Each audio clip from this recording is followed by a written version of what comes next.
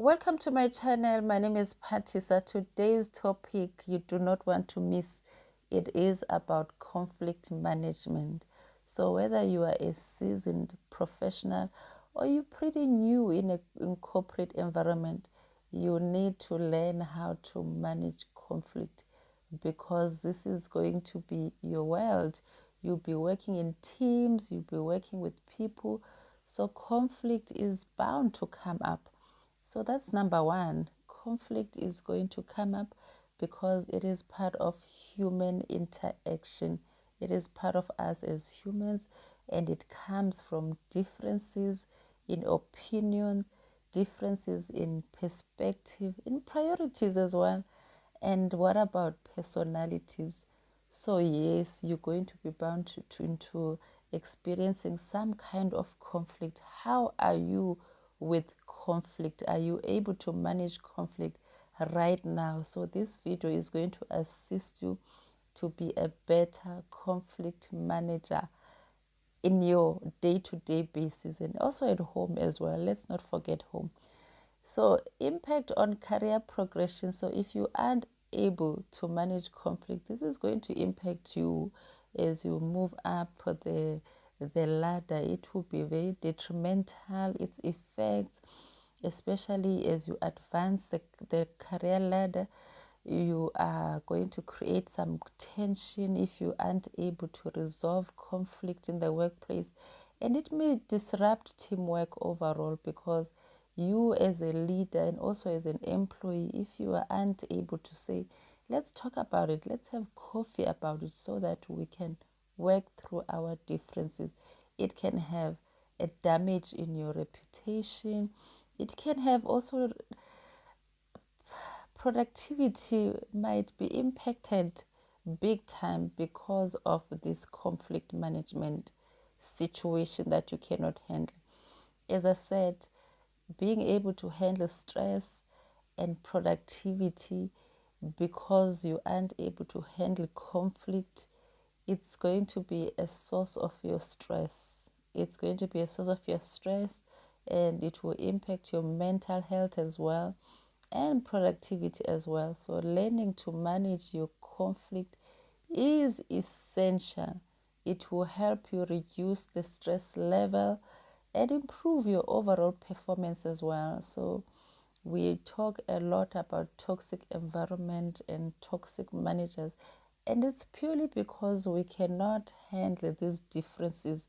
We are unable to manage these situations that comes to you where there's differences, because you need to sit and talk about it. You cannot avoid. If you are a conflict avoider, you need to pay attention, because how is it working for you? Tell me, how is it working for you? Right. So another point is it will help you to build stronger relationship in the workplace. As I said, even at home as well, because you are able to navigate these difficult conversations. You are able to strengthen relationships. You are able to mend relationships with colleagues, with supervisors, and also with clients as well. It will help you to foster trust, communication, collaboration, because all that is essential in any team, in you building a stronger team that is able to give results and give value, only because you are able to manage conflict. Right. So what do you need to do if this is an area of your weakness? If you're really struggling here, how can you navigate this? So number one, you need to come to coaching. You need to work on this. You need to read books. You need to go on courses, because you cannot run away from conflict. It is bound to happen. As long as you work with people, it's bound to happen. So what do you need to know about yourself and handling conflict? You need to understand who you are. So number one is very much self-awareness. If you are in coaching with me, we start with self-awareness. We develop your self-awareness in knowing how is your conflict handling style. Knowing your triggers, knowing your communication style is very important, especially when it comes to conflict. What is your conflict resolution tendency? What do you go to? Do you go into avoidance, or do you go into maybe more aggression, or do you take time and look at the matters more objectively so that you can understand what's going on and see the issue also on the other side, on the other person's shoes, right? Another one that we go into as we're working on self-awareness is your active listening. How are you when you are presented with conflict?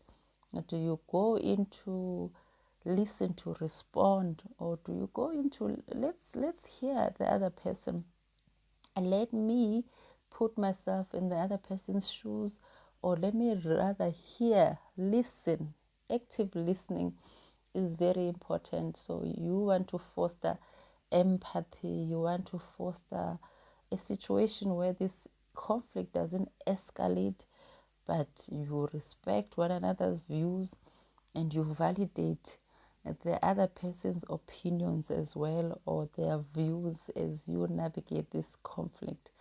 And we also go into emotional intelligence. How are you with emotional intelligence? What is your ability to recognize and to manage your own emotions, and to manage also the emotions of the other person? As we know, conflict can be so high escalated, high emotions, things like that. So how are you with regulating your own emotions? How are you with staying calm when you are facing conflict? How are you also helping the other person as well to regulate their own emotions? You know,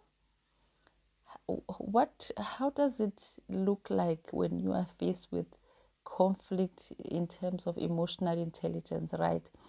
And being assertive as you communicate, because remember, in a conflict, the other person wants to hear you and you also want to be heard.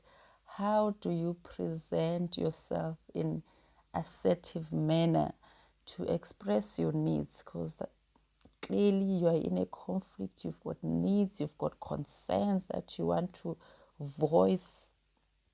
How are you with that? How are you with boundaries? So we assist you with all these factors when it comes to coaching. We help you to be able to speak up for yourself even when you are faced with conflict, while you also respecting the other person's views. You've got this mutual respect going on as you deal with this conflict, right? And another point that we talk about when we're doing coaching and helping you with your conflict is problem solving skills. So what's going on? How